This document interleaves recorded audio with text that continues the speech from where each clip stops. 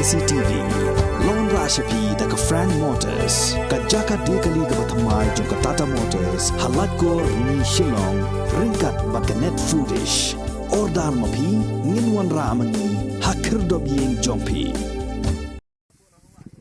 Kumshi benta ban penne pensa ye ki do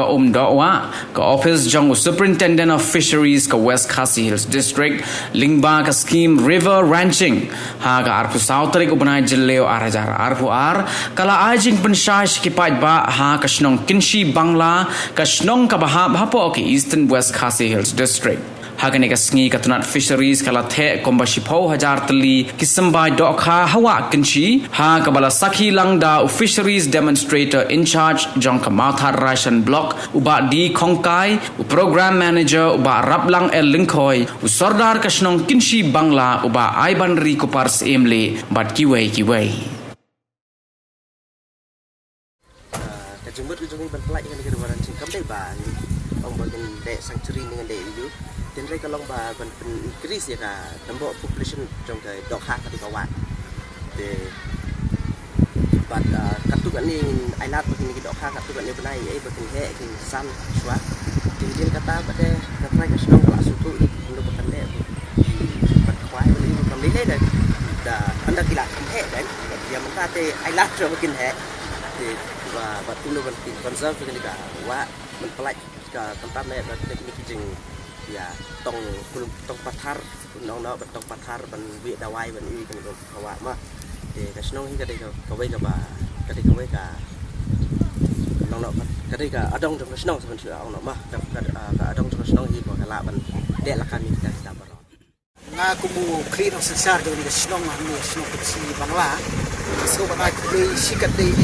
department jong fisheries department jong West Khasi Hills district nong stoi ha ka ba di lawan na kini kesi na benta ban ai kini kidok ha ki belum sembai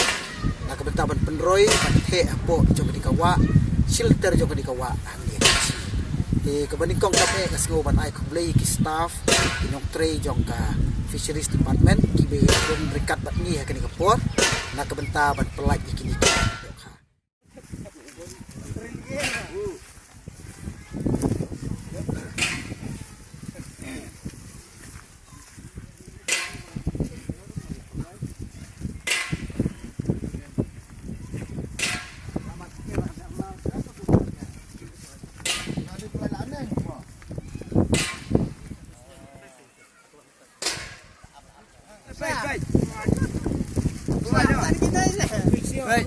Tia. Bana, halangnya. Bong kiamot jadi lek. Bong kiamot dia. Tuh, kiamot.